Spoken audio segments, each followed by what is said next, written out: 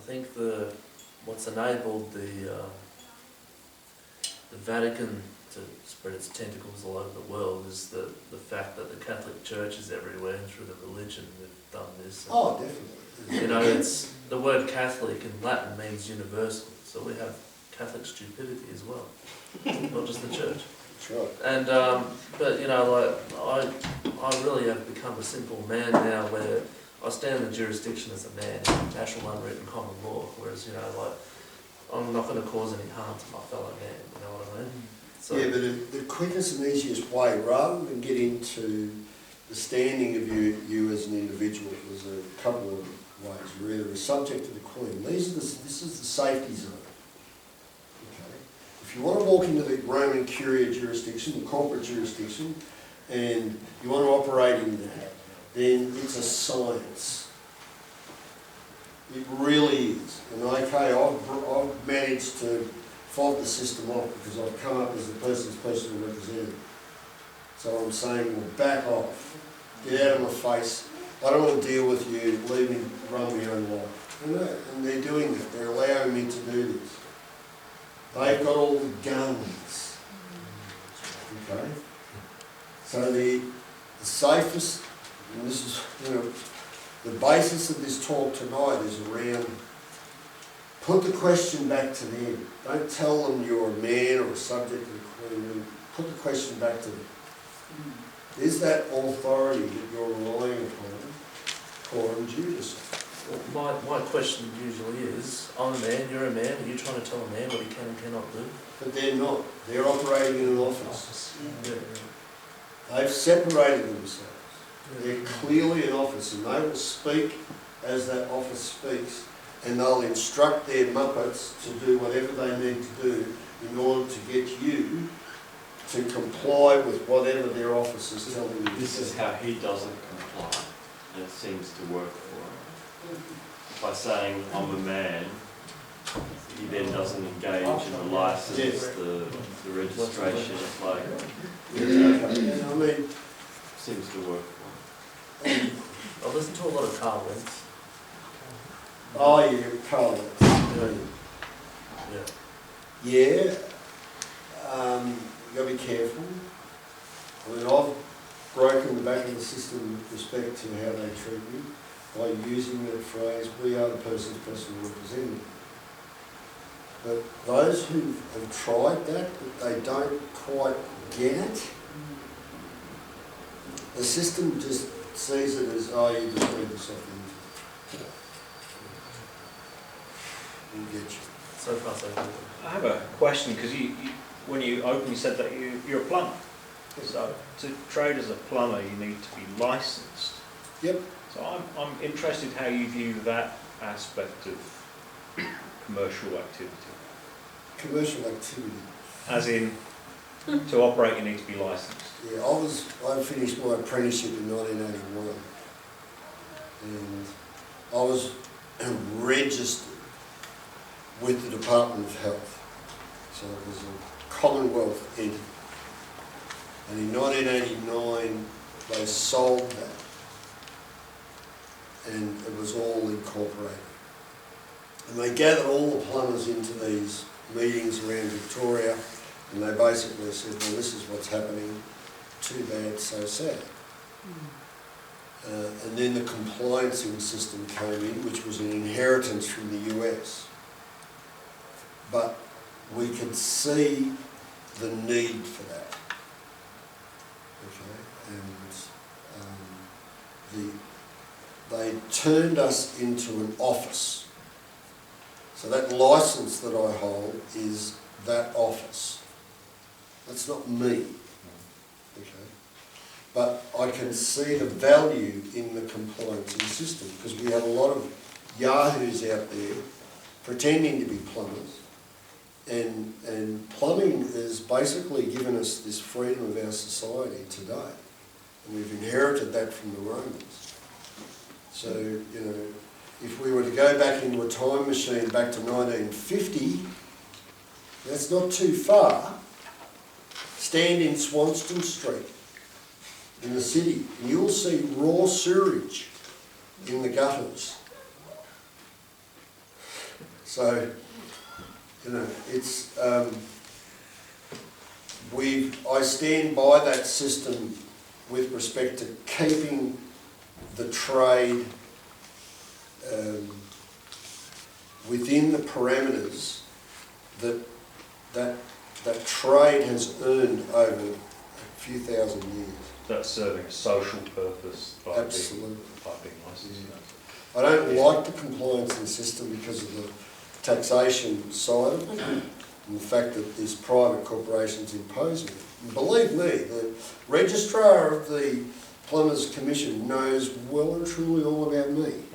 And they just treat me with kid gloves.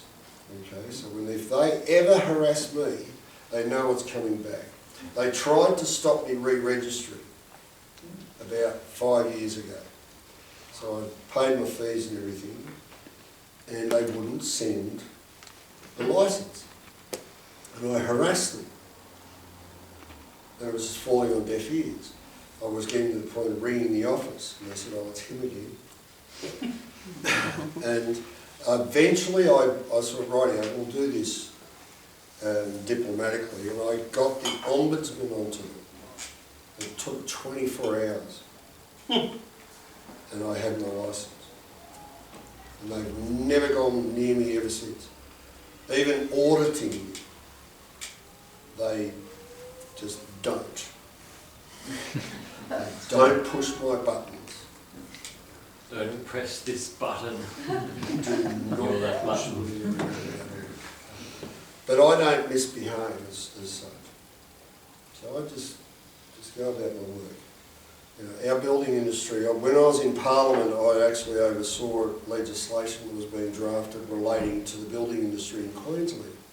And I know where we really need change in our building industry. We need to take care and look at the European model, which is to make sure that when a tradesman does his work and he invoices for that work, if he's not paid, then the government pay that bill so he can keep operating.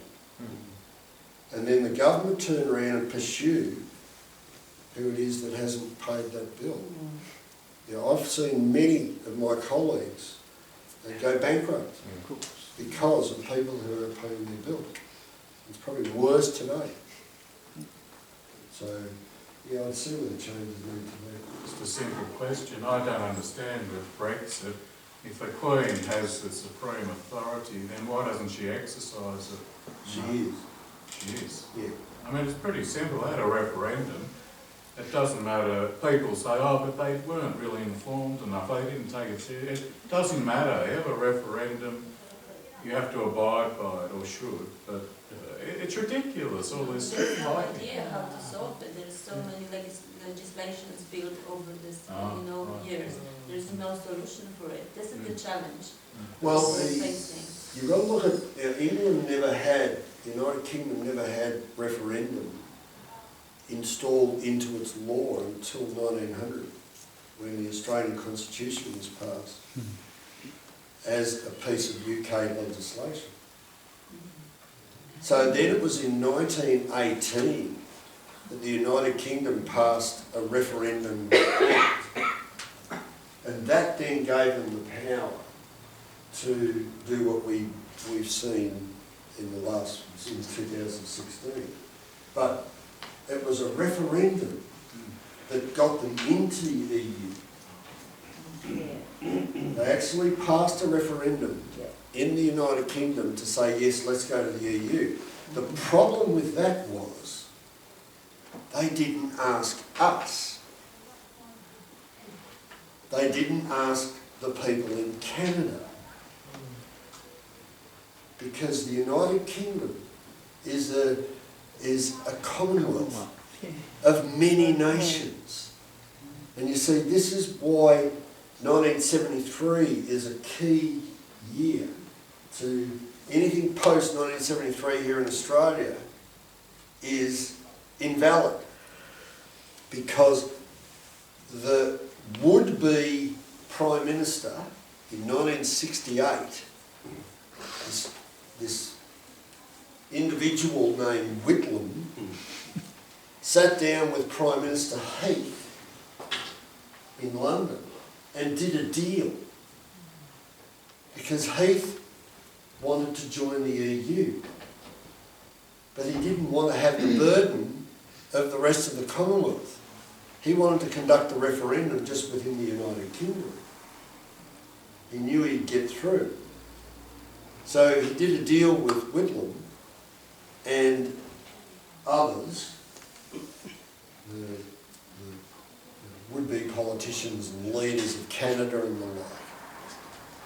And they then handed us over to Rome.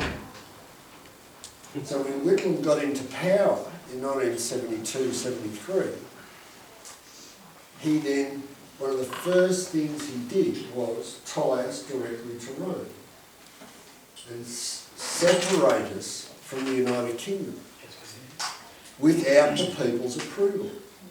What do you mean he tied us to Rome? He tied us to Rome through the UNIDROIT treaty. UNIDROIT? Yeah, which is the treaty that was signed off by the Attorney General. So and to look at that, And is this why we have a appointed ambassador to Vatican? For example, King Fisher was the last. it's also why we've got a minister for women. Why we've got Female, A minister for women. What, have you done the whole research? No, because the one that's We have a minister for men. No. Sorry, just explain that. Well, the Roman Curia, through the UNIDROIT treaty, Yeah.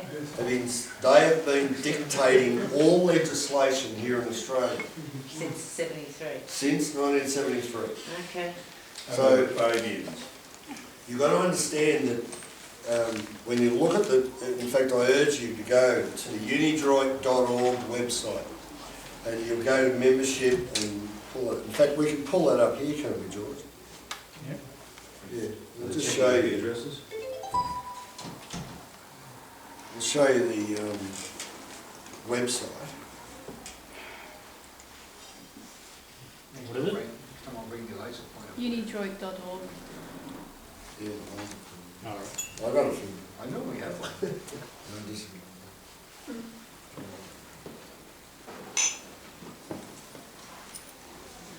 But to come back to your point then, Brexit then will be a repealing of the...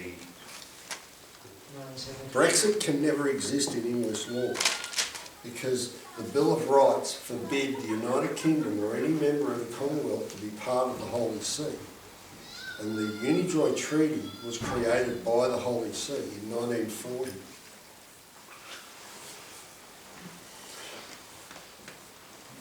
But you can So repeal because that. we're is what tied you to said. Rome, Through the UNIDROIT Treaty, right, that kind of, That's illegal as well then. Well, we're a Protestant What, nation. How can you be tied to Rome when you're a Protestant nation? That's funny.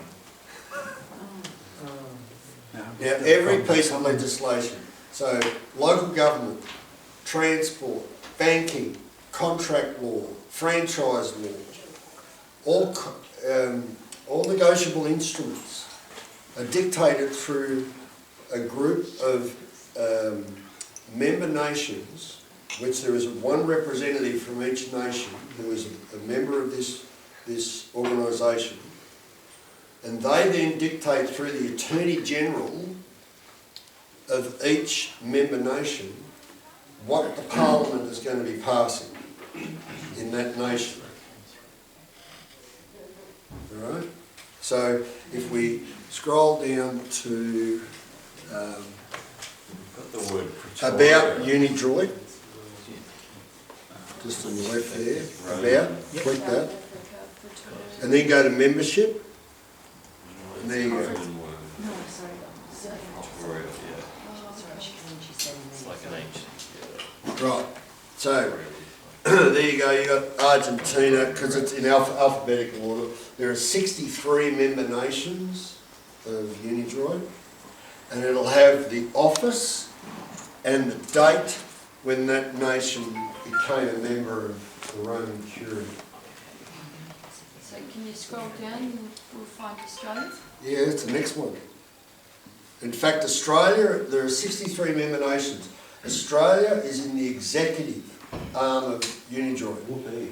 It's in the 25 nations. Now, when you look at the description of UNIDROIT, it says it's an intergovernmental committee.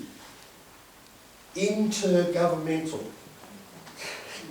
It works within government and it instructs the government what to do. You don't have to play a role anymore. The people don't play a role. This is all Rome. So a bit like the intergovernmental climate change. All out of UNIDROIT. The whole climate change bullshit is through UNIDROIT. So the cashless society. It's a good comparison. UNIDROIT, because they draft all the banking legislation. So it doesn't matter what the people say. Nothing. It's, your voice doesn't play a role anymore because you're all dead. You're all dead to these people. It's just one layer of what's going on. This is It's a bit later real. though. It's the usual take it up the rear end from the... Yeah. So we scroll down to Australia. It's just one quick scroll. There it is. There's Australia. And you'll see March the 20th, 1973. The rats were played.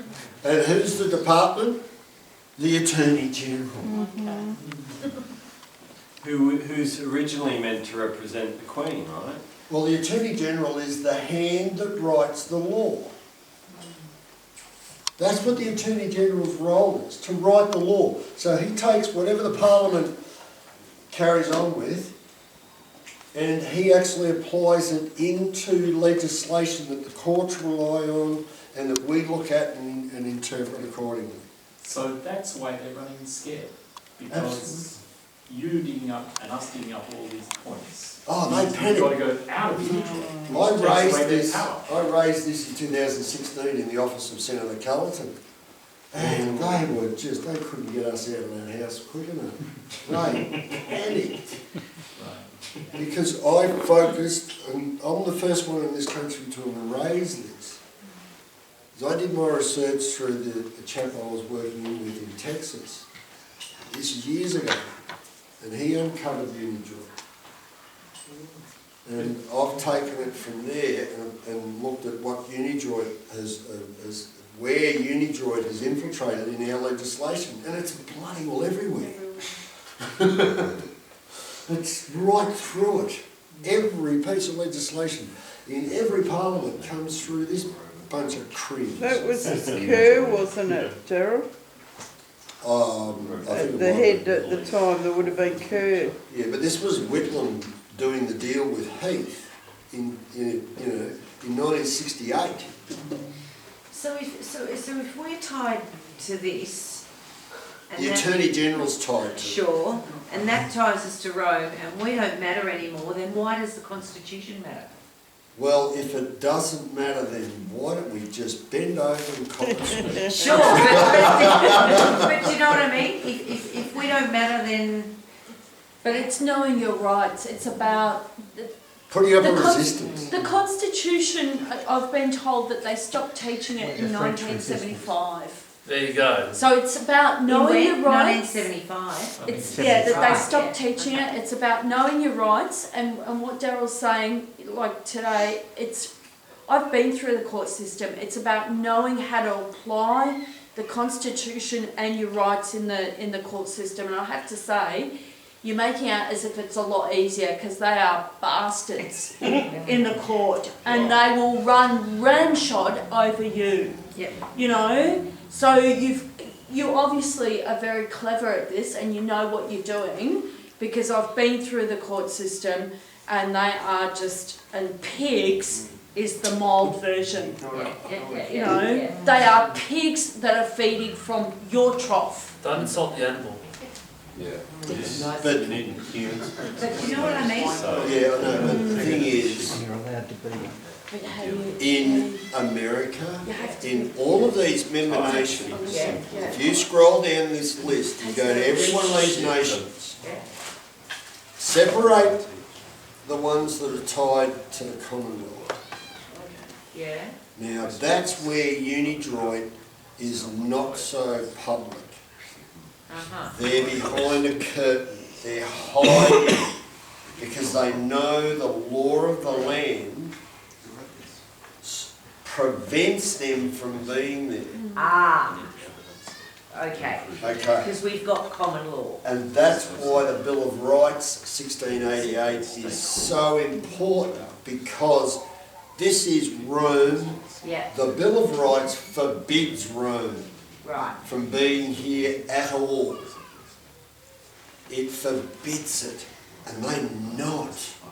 And that's why they're so desperately trying to turn us into a republic, so they can throw that constitution out, and with it goes the Commonwealth, with it goes your freedom of thought, your freedom of speech, your freedom to move around at all. Just Null and void. Because we're a man, this man created all this. Man creation. Yeah, but how far are you going to get with that? Once that's gone, best of British luck. Because I'll tell you what, they'll railroad you so fast. They need a name. They need a name. They've got to know. They'll just operate through that. No, I mean the straw man, all capital name. Yeah, your parents drafted a live birth record. No, man, like, you mean the birth certificate? Yeah. I've detached myself. But it's there. I don't even know where it is. Yeah, they've got one. Yeah, I'm sure they've got one. Yeah. That's who they'll refer to. If they haven't got one, they'll make one. Yeah. You're lost at sea. I'm not afraid of them.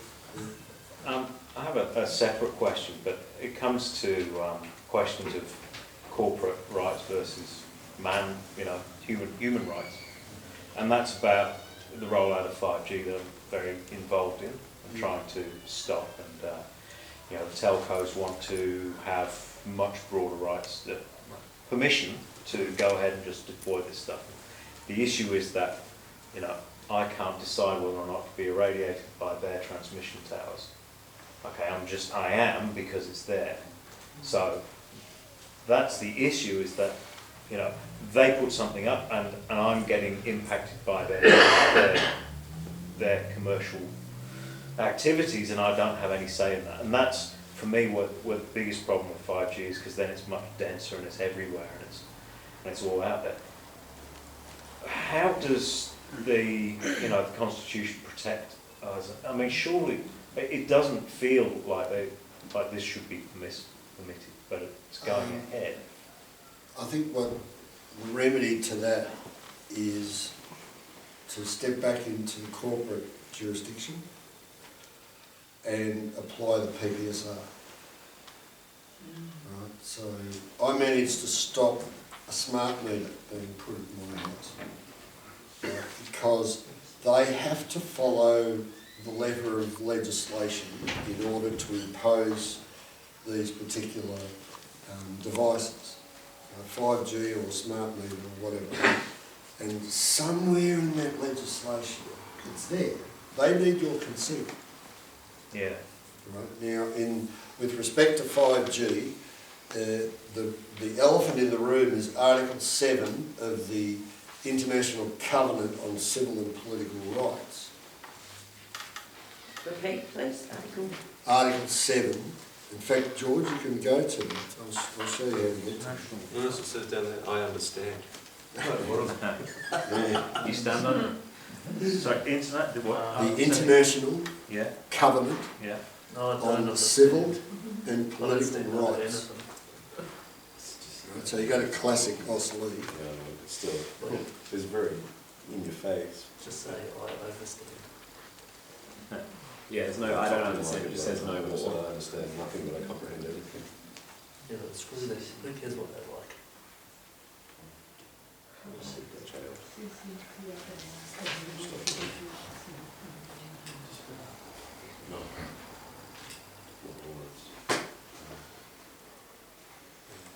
And so this piece of legislation is in what's called the Australian Human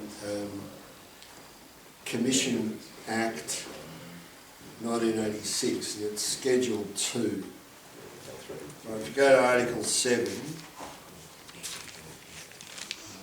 Can you repeat that, Joe? There's 1986 Schedule 2, and what was the Act? The Australian Human Rights Commission Act, 1986, and Schedule 2. Right? So Article 7, no one shall be subjected to torture or cruel, inhuman or degrading treatment or punishment, in particular, without free consent to medical or scientific experimentation. Right. Now, essentially, because the 5G network is a form of experimentation, because they haven't done the human trials, okay, so it automatically falls into the scientific medical experimentation category, and they need your consent. And if you haven't provided that consent, then you have this is where I say you step into the corporate world, you use your PPSR registration and you start negotiating. You send them a notice and you say, well, along the lines of,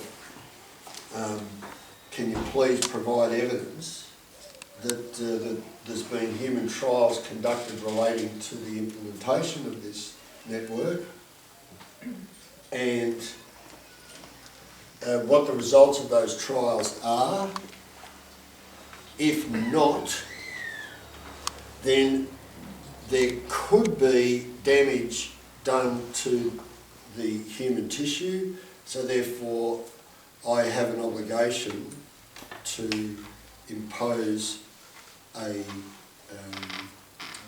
fine or a penalty, prescribed liquidated penalty under the Crimes Act. So where you see a piece of legislation that says relating to malicious assault, because essentially it's a form of assault, then you liquidate that and put it back on the corporation. Can I ask a question for the PPSR? Who actually looks at that? It's because it's up on the public record, and it's a Commonwealth created public record. Okay? And they started it in 2009. It's, like I said earlier, the courts were our form of public record, but now we've got the PPSR. And once you send a link, because anyone, and there's actually instructional videos from the PPSR, how to set up your page on the PPSR, how to source. Is that on the website? Yeah, yeah, it's all there. So they fully instruct you through these videos how to operate on the PPSR. So that when you start negotiating with another entity, another office, you send a link and you let them know it's on the public record. Okay. It's not just a letter or a notice from me to you. Okay, the only other way to create a registration on the public domain, if you don't operate through the PPSR and you're just operating as an individual, the only way to put it on the public domain is to get it sent registered post. And that way you get a receipt, and that receipt has a barcode that ties to the, but it doesn't have the content. The PPSR gives you the ability to put the content of that negotiating instrument onto a public website run by the government. Okay? That's the game changer.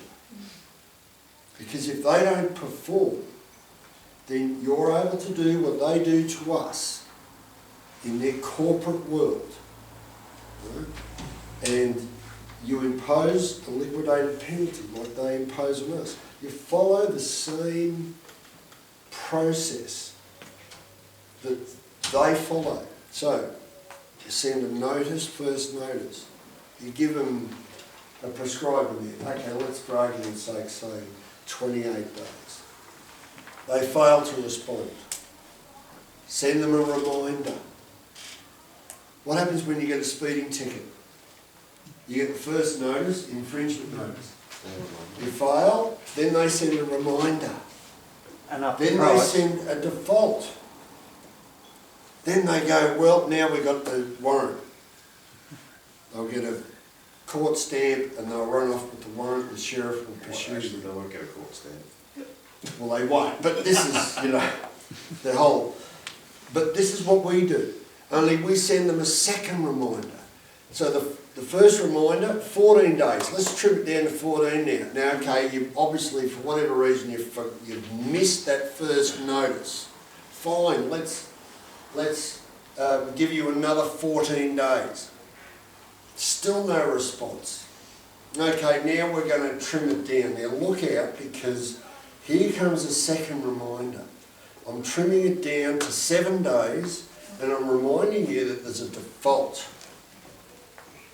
And that default there is no room, no wriggle room once I serve you with a default. It's dealt with. And I attach that default to an affidavit. If you wanted to record this in the PPSR, what would you put in there? Well, you're putting your notice as a PDF. Okay. Right, and you're sending that link to whomever it is that you've sent the PDF you've sent the notice to show them that it's on the public record. Okay. So you've gone through the trial. Notice, reminder, second reminder, default, attached to an affidavit. And your affidavit, this is the key, the affidavit is you just pointing out, I sent you a notice on this day. No response. I sent you a reminder on this day, blah, blah. Right? And then you're taking, where do you take that affidavit to give it full force and effect? You're taking it to a court exercising summary jurisdiction. A justice of the peace. You don't put witnessed by a justice of the peace. You put witnessed by a court exercising summary jurisdiction. Right? Would the JP understand what that means? That's what it means. Now, if you go to, George, if you go to Classic Australia,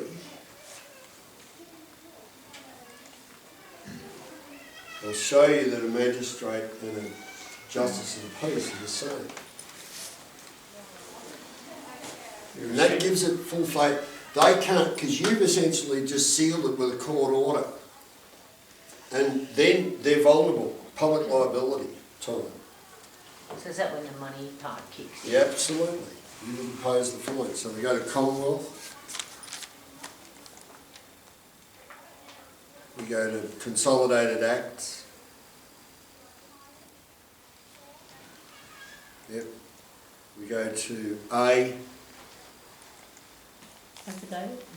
Right. We scroll down to Acts Interpretation Act.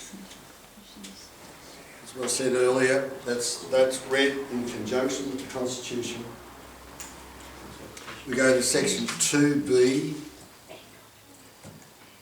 and that's headed definitions. And we scroll down to court of exercising summary jurisdiction, the one below. That's it. And it's a magistrate of a state. Sitting as a court of summary jurisdiction. Justice of the peace or magistrate. They're the same. So Darryl, you've essentially been describing a process I know as a PAP or a PSB. You've heard the term? Or no. Okay, so someone sent it to me 9 months ago and I've been investigating it. Word for word, it's exactly as you've described. It's the same process with the commercial lien. And I'm finding every time I serve them on the cops just don't want to talk to me. Yeah, so have you put that up in the PPSR? Not yet. That's the interesting thing. I walked into court with 3 sheets of what you're affidavits in my hand, magistrate wouldn't look at it, throw me out of court. Yeah, because you're in an arena that they don't want you there. They don't want you in that place. It's only to deal with people of incompetence. Right? What we're doing, what I've described, is being a good administrator of the person. Right? This is the corporate world we're dealing with. This is Rome. This is how Rome expects you to deal with controversies that they place in front of you. Most of us just think, well, either I'm going to throw spears at them, or I'll hold a protest sign up, or I'll get upset. One Muppet in Sydney burned his house down. You know, we're desperately looking for ways to, hey, don't do that. You're not supposed to do these things. Right, step back into the corporate world and apply what they apply to us. There's a thread of common law there in the process. You're going to them and making them an offer. Now, in your notice you're putting, if you acquiesce, if you ignore this, then you've accepted it. Okay? And that's on the public record. And when they haven't responded, and they will, if there's going to be a response because you've put it up on the PPSR, they'll respond through the registrar at the PPSR. Because they don't want that up on the public record. Gee, we better do something about this. Right? So any private settlement, Darryl, which I believe is available, I've sort of felt that out, is part of that deal. It's like a gagging order, you know, get it off the system without the public to know about it. Is that, you know what I'm saying? Well, they can't remove it from the PPSR once you've established your page. That page has a lifespan. As long as you maintain it, and I think it's for a period of 5 years. When I first put my page up years ago, it was for 25 years. But they've since changed it to a 5-year period. Oh, I actually thought that it was still 25 years. No, we've looked into it just in the last few weeks. Okay. Yeah, and we've had to update our pages. Darryl, Yeah. I've got a question regarding First Nations people and how Right. that connect with. This is in particular in regard to a nation, Corum, who are fighting for their traditional birthing area near Ararat at the moment. Right. Vic Roads is putting an extension of the freeway through that whole thing. They're going to, level it. Vic Roads made a negotiation with the wrong group of people. They know that now, but they're not going back. Is there anything within the courts or whatever we're talking at the moment that they can do? Not a lot. If they've been misrepresented in the first instance, then until that representation can be proven by the true inheritance holders of that area, then they can try to negotiate that by providing evidence without going into a courtroom. Right. Because the problem with courts is you're tying yourself to the legal profession, and their jurisdiction originally comes through Rome. Right. Okay. So we don't want to attach ourselves as... So there might be a possible negotiation between the wrong group and the right group? A properly structured application, as long as they can prove through evidence that they were misrepresented, right, then there's always a chance. So, but again, it comes back to numbers, and they would have to do essentially a mandamus, what's called a mandamus. What is it? I don't understand the term. Well, it's a direct order. Okay, so they have to generate that order through essentially a common law JP. Okay, but though, yeah, it's not straightforward. But first of all, they have to provide the evidence. Right. Okay. So, Now, yep, Kevin. say UNIDROIT dictates banking policy. It does. We've had bail-in laws for 18 months now, and many other countries. We're now looking at this 10K bill, which the lower house has put through. Yep. Do you think that the Senate will, as a fait accompli, that the Senate will just push this through?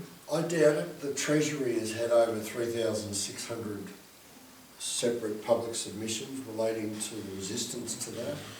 The biggest problem with the bank bail-in, when it got through the Senate, it didn't fulfil Section 23 of the Constitution. So we can really utilise our Constitution to challenge, especially these latest financial restrictions that the system's imposing. Was that the Corum? And it's a good time to be putting pressure on them all about it and just saying, well, let's wind it back to here, because even this you got wrong. Well, then you just say, the simple question is, was that piece of, that bill passed through both houses fulfilling Section 23? And what's 23? Corum. Yeah, there must be a minimum of 1/4 of the House present and voting in favour of that bill. Oh, there wasn't, because it was on Friday afternoon. And One Nation has no excuse. There's only 7 now. In the Constitution under Section 23 it says 1/3 of the House. On Valentine's Day. So in 1970, I think it was 5, they passed a piece of legislation which said that's no longer required, it can now be 1/4. Now, unfortunately, they had the power because Section 23, the opening statement to Section 23 is, until the Parliament otherwise provides. So what they did, the Parliament otherwise provided, as long as it's within the original intention of the Constitution, and that section, they brought that change. So they said, right, it's no longer 1/3, now it's 1/4. But for instance, in the House, in the Senate, 1/4 is about 19. If I spoke to a federal politician, he said the 7 members was perfectly fine, he didn't need it. Yeah, well, get him to explain that in the light of the legislation. They tell you these things verbally, but until you put the question specifically back to them, tying the question to that legislation in writing, then they will just put up the smoke and mirrors. So putting it through with 7, is that treason? It's a tainted of treason. Okay, it's a tainted, and that's a disqualification under Section 44(2) of the Constitution. So each of us should be writing our federal member, asking what they're doing, asking if it was passed with a quorum, and if not, why aren't they doing something about it? Yeah, but when you ask the question, you do it through the process I've just been describing. Because that way you're putting it up on the public record. You're utilising your PPSR, you're utilising that public record and saying, now, to my member of the House of Reps or the Senate, here's my question and here's the link to that question that I'm putting you on notice with respect to on the public record. If you're putting something on the public record, you have to really make sure that the facts are right. Is that right? Absolutely, and that's why you keep it simple. Yeah. Okay, the KISS principle applies. Keep it simple. Ask the question. Don't go into telling them whatever. Doesn't matter. I'm talking Relating about to the anything, specific- not necessarily MP, like your other notice that you were talking about. You have to make sure that you're absolutely in the right, because you're putting it on the public record. Absolutely. Yeah. And what I'm describing to you tonight, is jurisprudence. So would you ask if It's the science of law.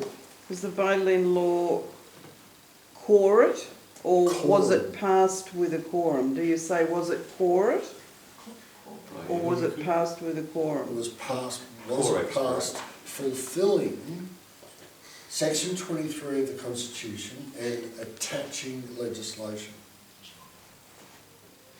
Okay? Because they are presupposed to know that Constitution. And then that's their job description. It's like mine as a plumber when someone says, can you put guttering up on my house? Yeah, okay. But as you know, and we all know, they only use it when it suits them. Well, they don't know it. Oh, that's true. I've tested that. Yeah. They wouldn't know if they fell over it. But what we're doing is we're forcing them to look at it. So their office is confronted with this notice from, it doesn't matter who it's from. It can be from an individual or a group of individuals. It doesn't matter. You've taken that emphasis away. The fact is it's on the public record and you've given them a time span to perform. And you are exercising your ability as the supreme, absolute, uncontrollable authority. You're no longer their slave, they're your slave. Even though it's commercial, Even though it's commercial, what I've done is, this formula that I've described tonight is the best of both worlds. I've taken the common law thread and applied it through the Roman Curia and the corporate structure that they've given us. Okay, rather than just stand firmly in the common law and just say, no, you can't do this, this, and this. Has it been working? Not really. So we've got to take one step back and we've got to start changing the way we approach the system. And we do it rather than tie ourselves to lawyers, and all they do is put your hand straight in your pocket and empty. So I picked up when you were describing the PPSR system, and someone here, I think it was Ian, sorry, made a question about how do you get that then implemented, and I think, and I'm asking you to explain it again so I can get it clearly, I think you said that the record will then affect their insuring underwriters. So, well, what the record does is the record is there so that the insuring underwriters, they'll look for that record. Yes, yes. And they go, oh crap, there's a record. Right now we're liable because they have acquiesced. Yeah, so this ties in with what I've learned about the commercial lien process, a very famous case in Florida where an engineer put 60 or 70 of the judiciary in Florida under a commercial lien, and just one by one, judges' wives found, bang, my credit card won't work because the bank had been forced to withdraw credit because they were judgment debtors. So effectively you're saying, once I create a public record to take up your point, John Richard, if all the councillors in the Shire of Yarra Ranges were served notices, were made judgment debtors, and you and I can do that, I know we can. If they were made judgment debtors, would they still be able to vote to allow Telstra to put a tower in South Melbourne? Well, you wouldn't apply it against the elected members. You apply it against the CEO. Yeah, well, I'm going to apply it against the CEO and the elected members. Because you've got to, when it comes to local government, right, you've got to understand and look at Section 2B of the Competition Consumer Act 2010. And it's blatant. Councils don't know this exists, but it's been there since the 1974 trade practices. Yeah. Section 2B separates the business side of local government and makes them vulnerable under that legislation. And under the legislation, they are deemed a cartel. Yes. So would it also bring in 51AA, the unconscionable conduct? Absolutely. Yep, cool. But We've specifically, got it, Richard, we've got it. you've got Division 1 and Division 2 of Part 4 of that Act, which is under the cartel provisions. So, and you then apply Part 4, Section 168, which says, hang on, you're harassing and coercing, you can take that side of it. So look forward to a $1.1 million fine. So what you're saying is the CEO, who's in charge, is the one that would take the rap, obviously not the elected. He's the one that gets the big $356,000 a year pay packet. Yeah. The mayor and the elected reps, you know, I wouldn't live off their wage. You're better off on civil. Yeah, but it's, I mean, I've been looking at notices of liability and then later on a PAP process to the local councils. But now this is a much deeper cog because I think it'll tie exactly in with what this engineer in Florida did. He basically took away the ability of the credit providers because the credit providers then had to say, okay, sorry, whoever they were over there, you've stepped outside your scope of office. You're now no longer covered by your corporate insurance scheme. You're now personally liable and you're a judgment debtor. Bang, we can't fund you.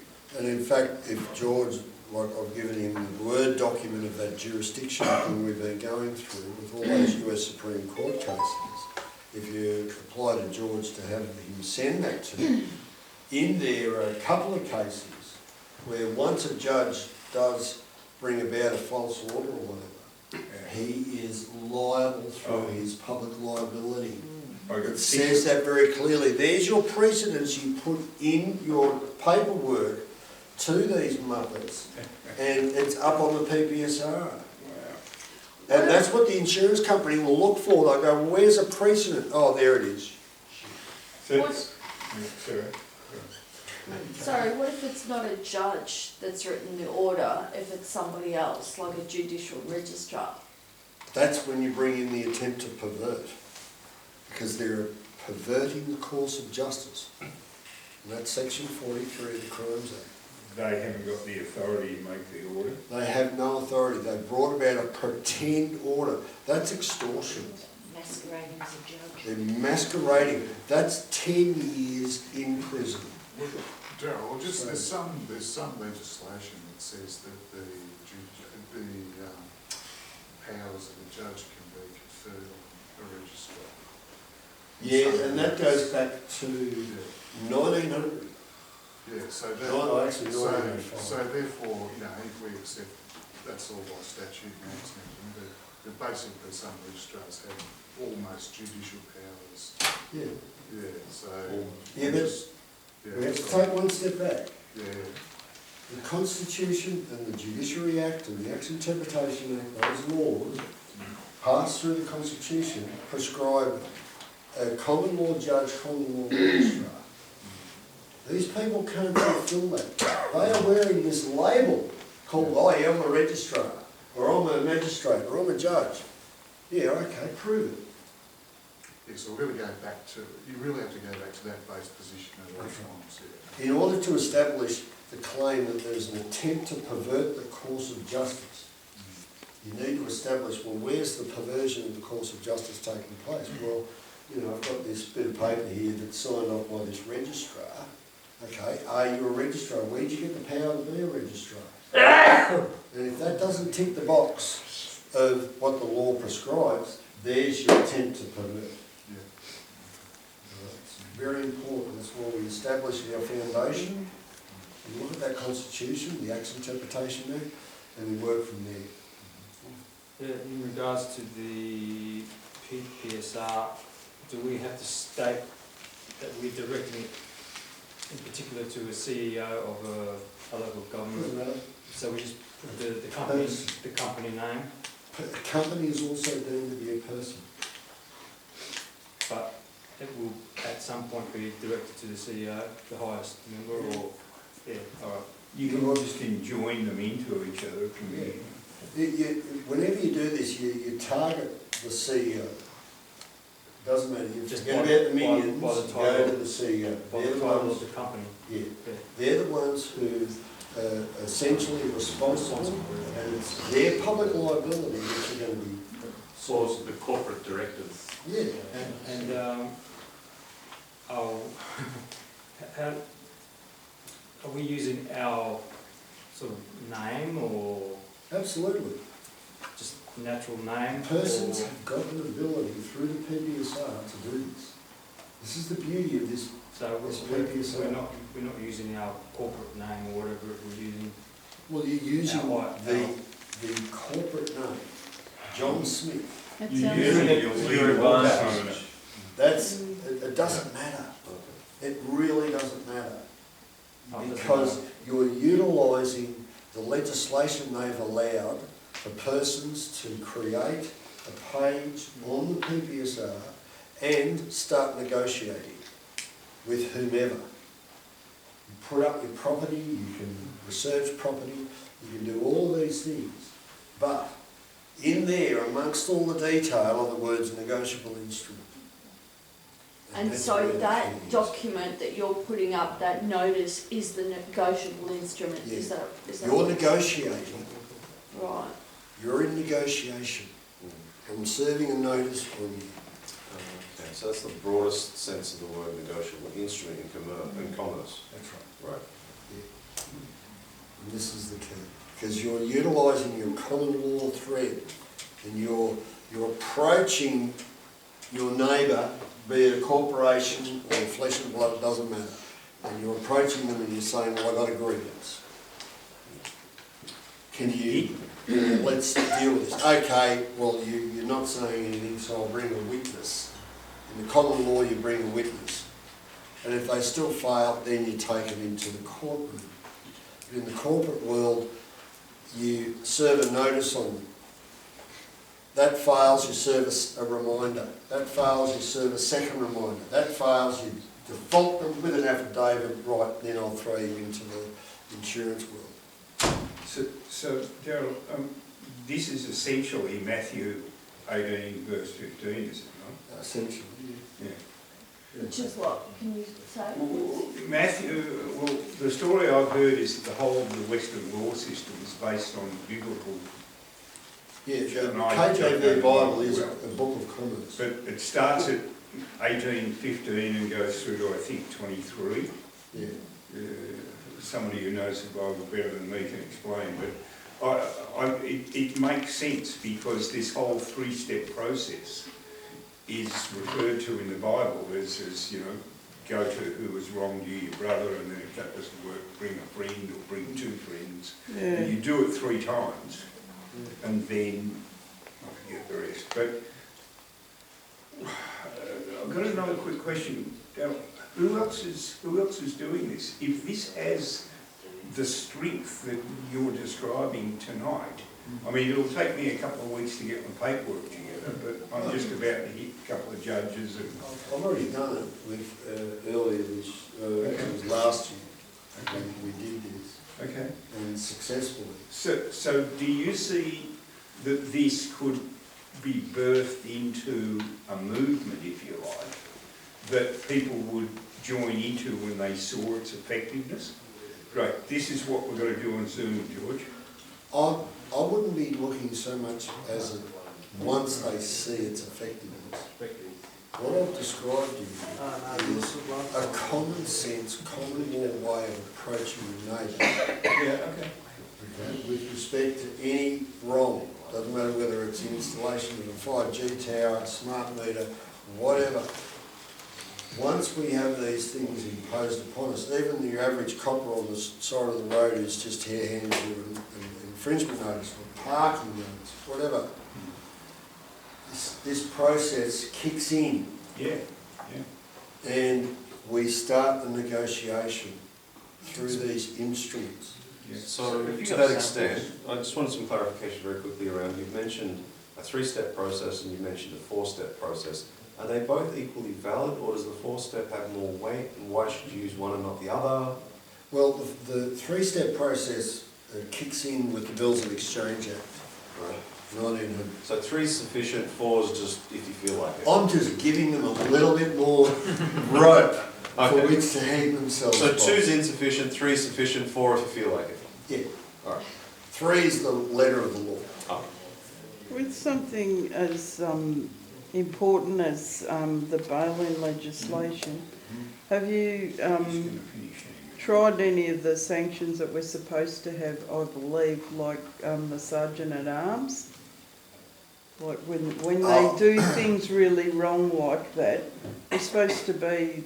No, you're describing the common law process, which doesn't exist within the Roman Curia, the Roman world. We really have to take a step back. Yeah, all that knowledge is terrific, but I think society's gone so far from that. We're really going to have to ask the people, the supreme, absolute, uncontrollable authority, whether that's going to be applicable anymore, whether we operate that in the sense that it was played out hundreds of years ago. So who's we've going got to a lot sanction the politician? If I nail my federal MP for not undoing bad legislation which wasn't passed validly, who's going to take any notice if I've got a default certificate on them up on the PPSR? Wouldn't they say they're exempt somehow? No. No, because you're going through the common law, you're going through the corporate process, and your aim is to go for liquidated damages against you as an individual and your person and the estate, right, in this particular world. They have to be seen then to be paying out. They don't like paying out. They really hate it. But it's the harsh reality of this corporate world. You don't have enough money, essentially, today. You'll die in the street. So let's play that whole world out to its nth degree. Play their game. You can use And it who would as a enforce weapon. that would be the credit providers of the person you targeted. Yeah. Because the bean counters, the accountants that run this world, are going to say, well, enough. Enough. We can't keep putting these large amounts of money. Our books aren't balancing. Let's face it, the whole system is run by accountants. They are the ones who we need to satisfy. This is why this world of money is dictating.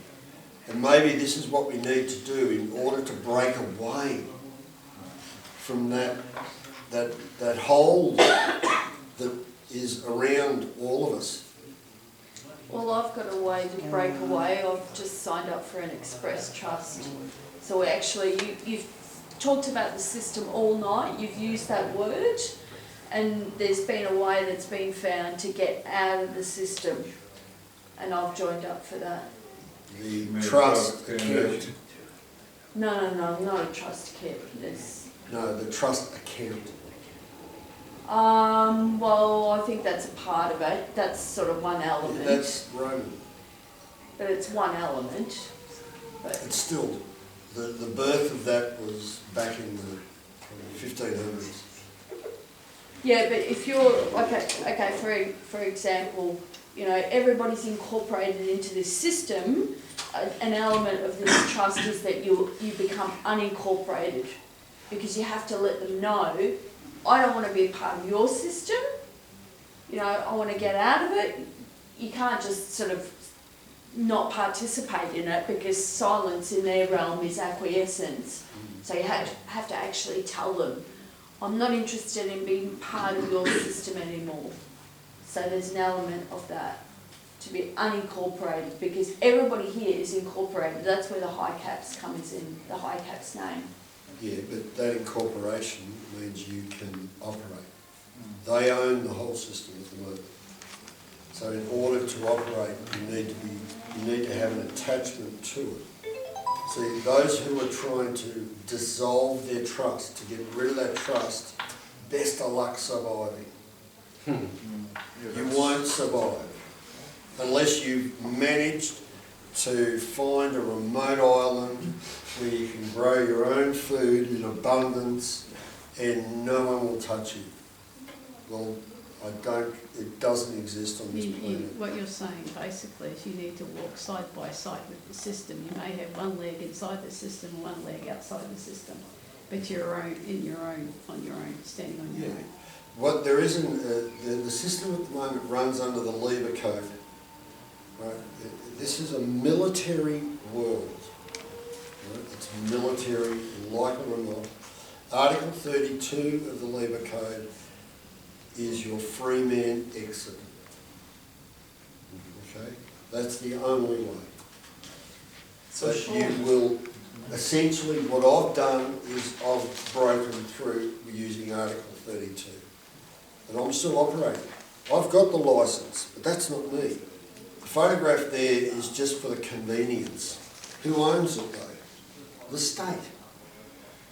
The state owns the name. They copy-claimed it. The moment your parents handed over the live birth record, they claimed the whole box and dice. So you're left only as the holder in due course of the trust that they've created. All right? And they're the trustees. For philosophers for thousands of years have been warning us about this. The Bible warns us about the name. But we need to learn to operate that name. Don't throw it out and expect, well, now I'm cool, I can do whatever I like. Well, no, you won't. So you've got to separate yourself. And actually, if you look at the Harper's Dictionary of the KJV Holy Bible, it's Christ said, distance yourself from the person. Don't throw it out. So use it as a weapon. Yeah, realise first and foremost that it is not you. Keep a hold of it. You have an ability. There are many officers within that trust. You can't claim to be the grantor or the settlor of that trust. You can't. They created it. You didn't. But you can be the beneficiary. You can be the beneficiary. Or the executor. You can be the executor and you can also be an administrator. But don't try and throw it out. And what happens when you leave the office of fiduciary trustee, you create a vacuum for which the grantor has to fill. They have to fill the vacuum. They take up the burden. And that's what I managed to do years ago. Why couldn't you become a trustee of your own trust? No, because they've got legislation in place called the Trustee Beneficiary Act. They don't like you to be a slave and a beneficiary. Well, you can't be both, but what I'm saying is you may not be the beneficiary of your own trust, but you could be the trustee of the trust, so you can control the trust. You'd better control the trust as an executor administrator. So what's the difference between a trustee and an executor?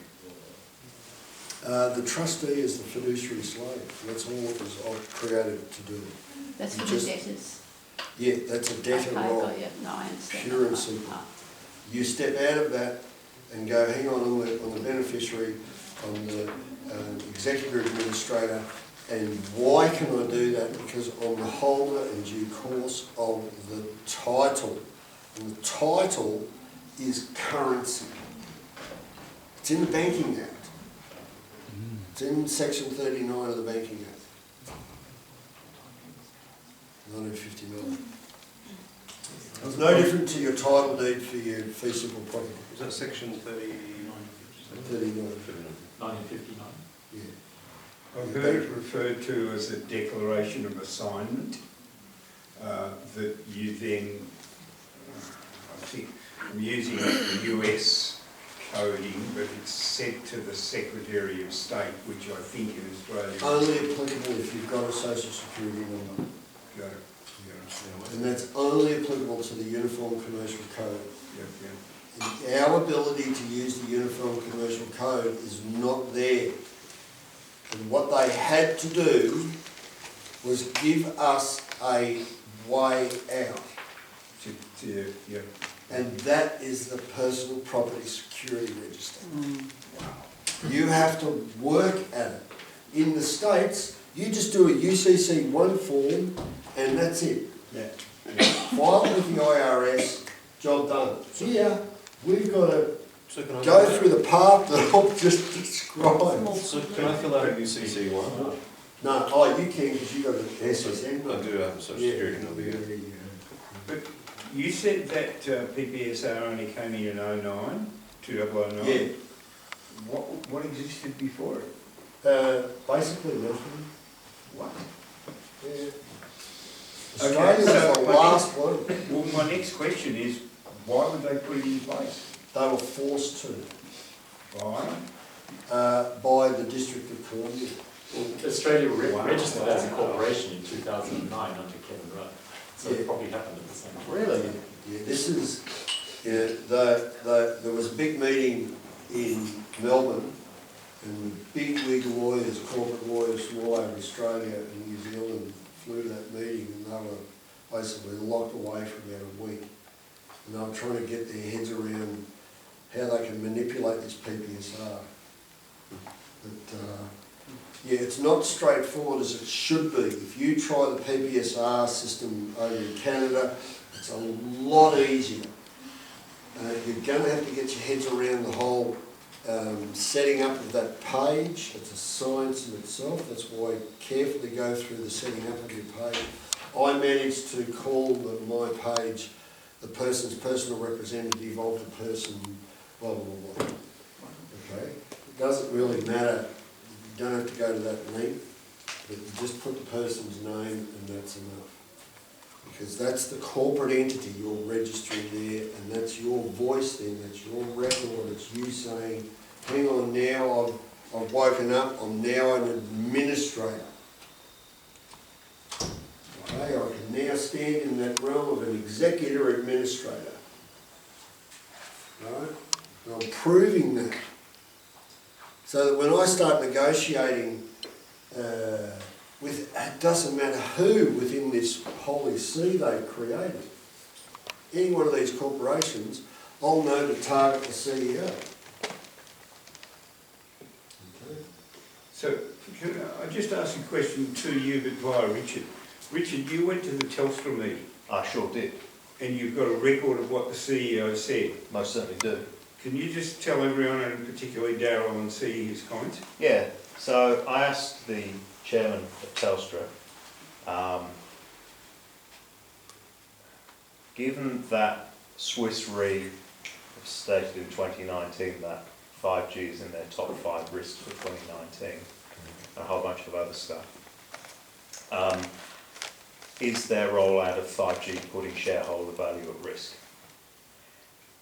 I probably should have asked, because they hadn't declared any risk associated to their shareholders. They've done this big presentation about how fabulous it is in their first month, but they haven't mentioned anything to do with risk.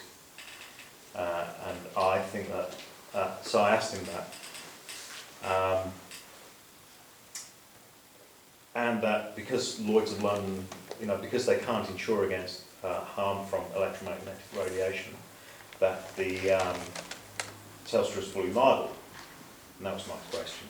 And he replied back, blah de blah, not only do we accept liability, if there is proof of harm, not only do we accept liability, we're 100% behind it.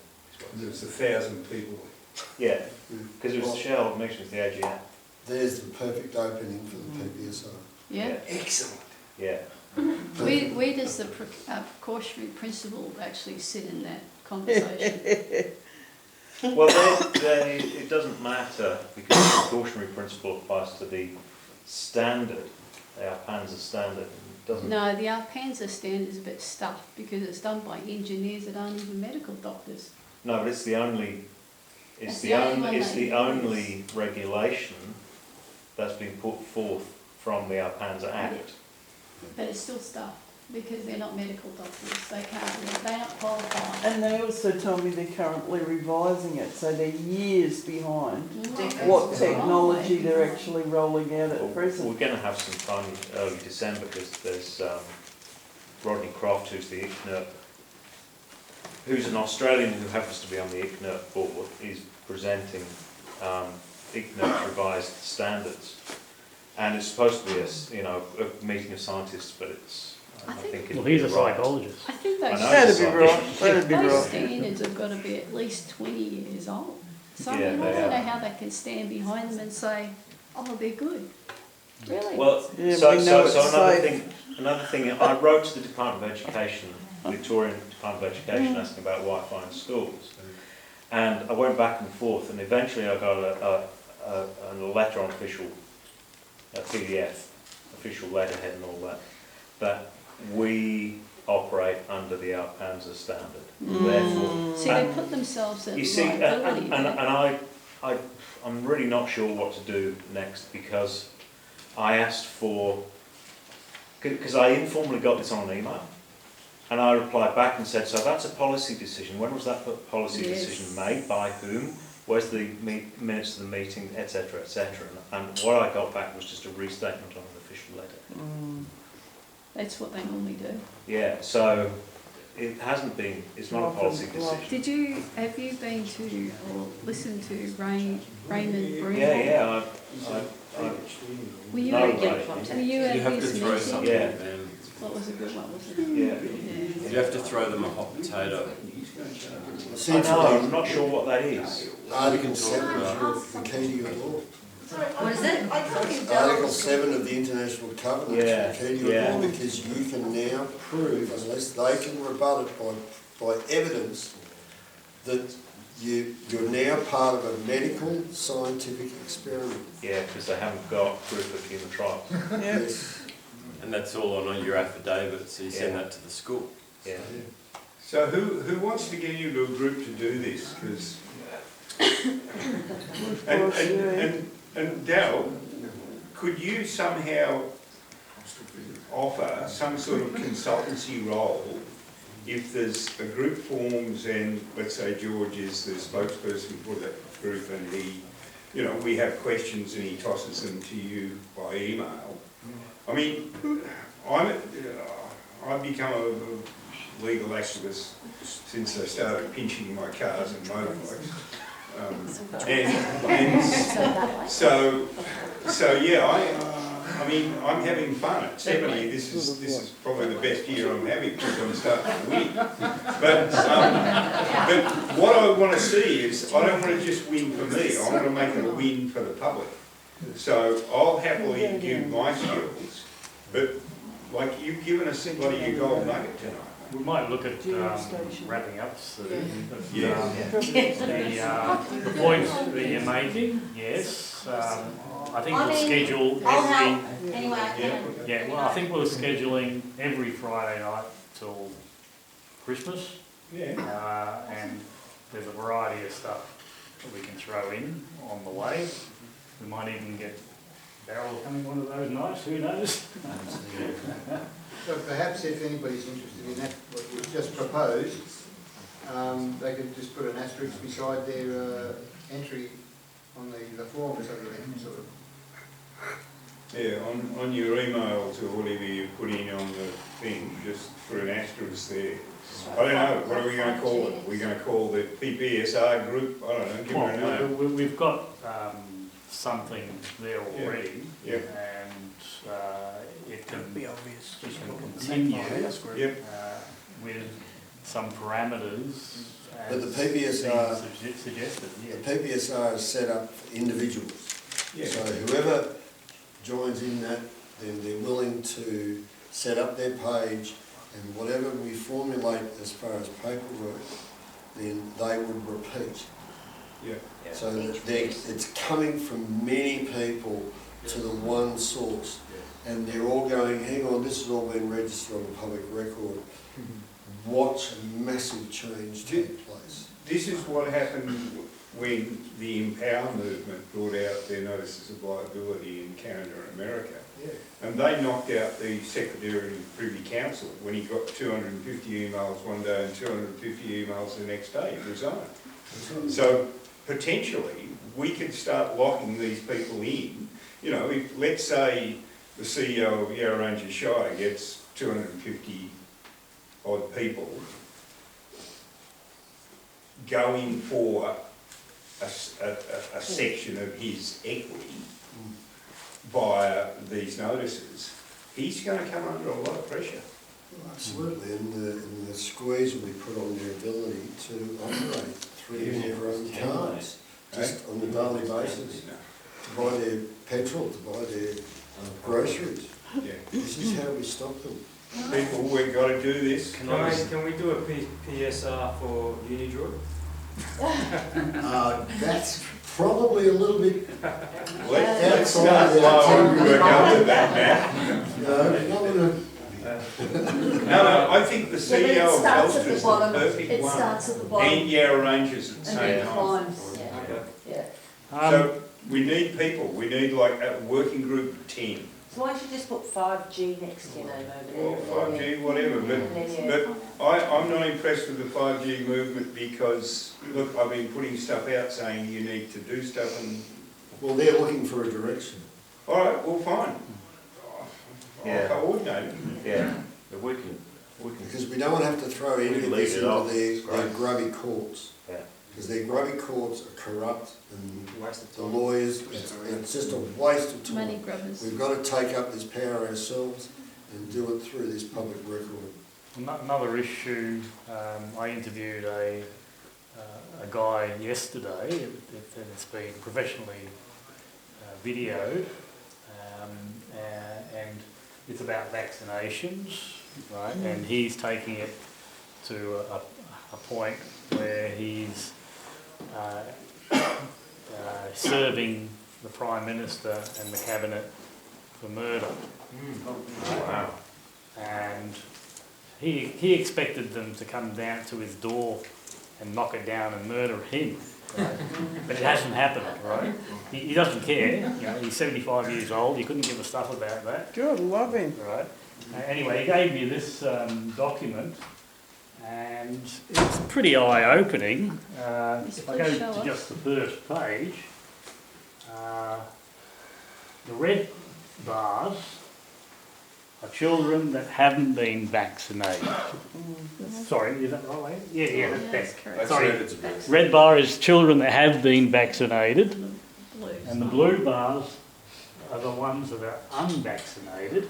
And so the red incidence of autism, sleep disorders, speech disorders, and anything else is much higher for a vaccinated child.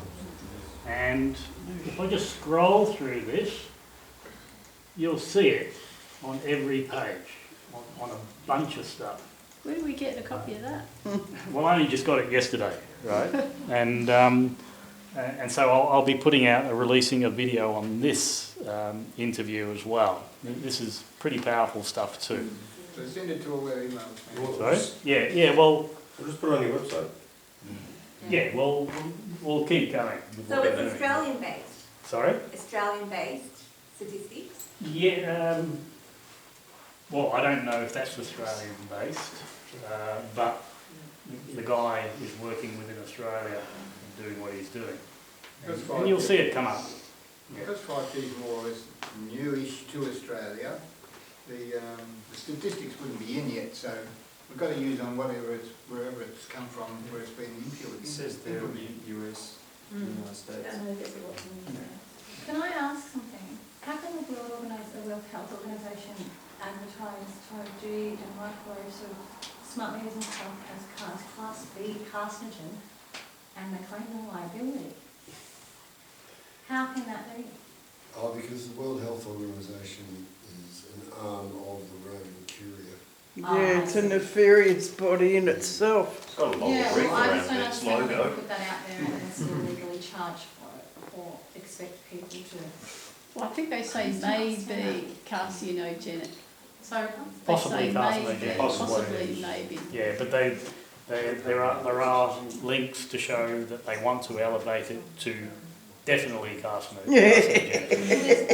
I've shown that in the letters I've sent to MPs. How are you going to cull the herd otherwise? It's okay, because communications are important. Hey, Darryl, thank you so much for coming tonight, mate.